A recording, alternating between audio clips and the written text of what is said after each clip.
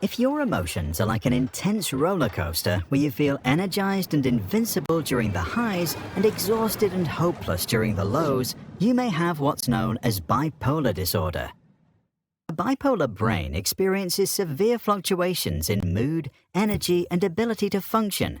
It affects around 1 in 40 adults at some point in their lives and is often passed down through generations. Previously also known as manic depression, it often goes hand in hand with other issues like anxiety, which make it difficult to identify.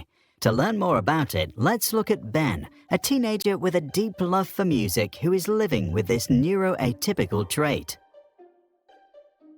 Ben, like many other boys his age, goes to school, has a group of friends, and plays music with his band. One day, after coming back from practice, something changes. He enters his first manic episode. During Mania, Ben feels invincible and euphoric without a particular reason. Thousands of thoughts are racing through his mind, and just as many future plans, not all of them realistic. He works tirelessly for days and hardly gets any sleep.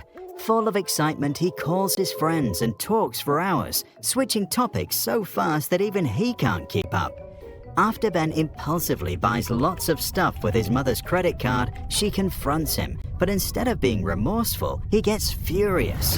Then, after a week, everything suddenly changes.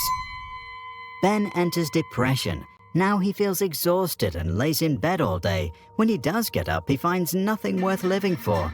Even the simple thought of getting dressed seems meaningless. He also has no appetite and often skips meals. Since Ben has also lost all interest in music, he doesn't show up for practice, and later he feels guilty about it, telling himself he's a worthless friend. This is when he feels the lowest and starts to have dark thoughts. The symptoms of bipolar disorder look different in each case, which is why the condition is so difficult to diagnose and, like all mental disorders, can only be defined on a spectrum. Traditionally, 3 types are recognized: bipolar 1, bipolar 2, and cyclothymia. Bipolar 1 is characterized by intense manic episodes that can last a week or more and sometimes end with a trip to the hospital due to risky decisions. These are followed by a depressive episode. Bipolar 2 is characterized by less intense hypomanic episodes that can last 3 or 4 days, but deep depressive phases with dark ideas and self-harm. Cyclothymia is characterized by mood swings between episodes of hypomania and mild depression. While emotional changes of bipolar 1 and 2 can spread over weeks, the ups and downs of cyclothymia often happen spontaneously over shorter periods, even within the same day. The condition is often treated with antipsychotics and mood stabilizers that dampen the intensity and frequency of the episodes. The medications are often combined with psychotherapy or psychoeducation to help stabilize daily activities and reduce substance abuse and relapse. People like Ben can often feel helpless when they are first diagnosed, but eventually may realize that they can live fulfilling lives, have families, and have successful careers.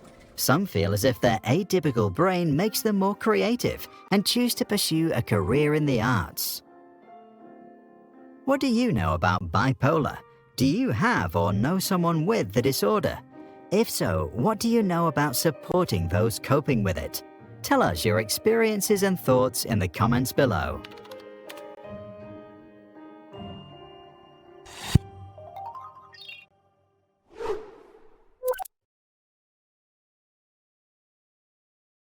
We relentlessly researched education for the past decade, read plenty of peer-reviewed papers, visited all sorts of schools, created hundreds of videos on the topic, and even set up our very own kindergarten for project-based learning. And now, we also made a book. The Unschooler's Educational Dictionary covers everything we know about learning, unveils the unintended consequences of compulsory education, and includes a complete guide to the alternative school movement. Order your copy now. Just visit your favorite bookshop or check the links in the description below.